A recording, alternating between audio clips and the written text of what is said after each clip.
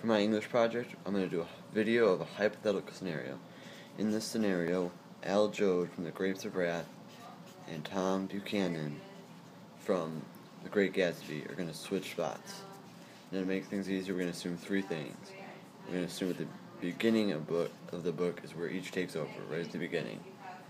We're going to assume that they have the same possessions that the person they're replacing has. So, Al will be rich and Tom will not. He'll be in Al's shoes. We're also going to assume that they retained the past that they have. They remember their past, they know where they came from, all that. First, we're going to do what would happen if Tom Buchanan went to the Grapes of Wrath. Now we're going to assume that they still decide to go to California. Tom may be a little bit reluctant about this, but he decides to go along anyway because he doesn't know what else to do. Now, obviously the Joads are very kind people and they're going to take him along. We're going to assume that eventually there are car troubles, because obviously that's happened in the actual book. And without Al being there, Tom proves to be very incapable compared to what Al was. And so a split had already divided these two. But when this car trouble comes along, it really separates the Joads from the Tom, who doesn't like the Joads at all.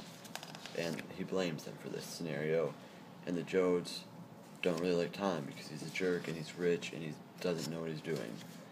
Now, eventually, they get to a small town in Arizona. We're going to assume that Tom Buchanan meets a con man.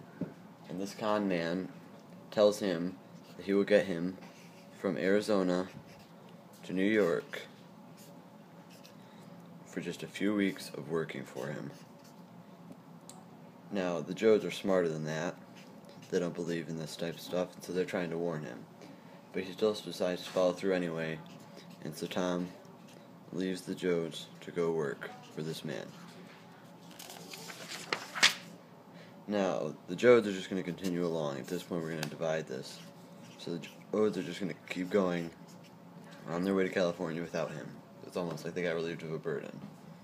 Eventually, they're going to come with car troubles. This time, with no Al, they're not able to fix them. And so with little money and big car troubles, they have to decide whether they want to keep going and have cash, or do they want to be able to drive their truck? Because if they fix the truck, they won't have any cash.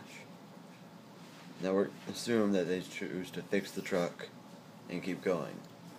Now as for Tom, he's going to realize that he's been ripped off. After he works for just a few days, he realizes he's been conned.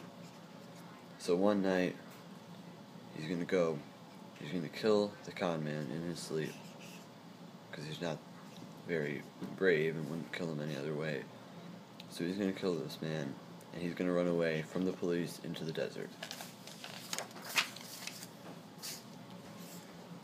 Now from here, the Joads get stranded in a small town in Arizona. They don't have any money for gas or anything, and so they're forced to basically get a job there, but there's not any jobs. They just can't go any further, though.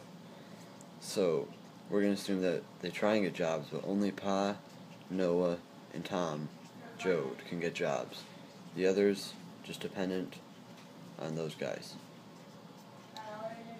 Eventually, things won't go as well, and a lot of them just won't be able to make it. A lot of them will starve, until really only Tom and Noah are able to survive, because they're the youngest and the strongest, and they can get by. Now Tom, meanwhile, is just going to be running in the desert, nowhere to go, trying to avoid the police, and eventually he's going to run out of food, and he can't take it, and he'll eventually take his own life, I'm assuming. From there, Noah will continue, he's going to go to California, and he's going to try and get a job there. Well, Tom Joad is going to stay there and continue to work in that small town in Arizona. Eventually, Noah's going to get a volunteer for service in World War II because he thinks it might be a better paying job than what he is, because he's not going to get a good job in California, obviously. So he'll end up fighting in World War II and eventually starting a family. They're not going to get by very well, but at least they'll get by. Now on to part 2. This is Joad from The Grapes of Wrath in The Great Gatsby. Now we're going to assume that this is, instead of chronological order, a lot of this is going to happen simultaneously. So we're going to split this up into a few branches. The first thing that's going to happen is the affair with Myrtle is going to end. He just doesn't know Myrtle, and Myrtle doesn't know him. It's just going to end because they don't know each other. And so Wilson and Myrtle are going to have a stronger relationship, and none of this affair is going to happen. Whereas Al will stop the affair, obviously. Now he's also going to split from Daisy, just because they don't love each other. It's going to be a peaceful split, but they don't know each other. They're not the same person, so they're going to split. And so Gatsby is going to be more willing to go out and tell her that he loves her, and eventually these two are going to get married. Simultaneously,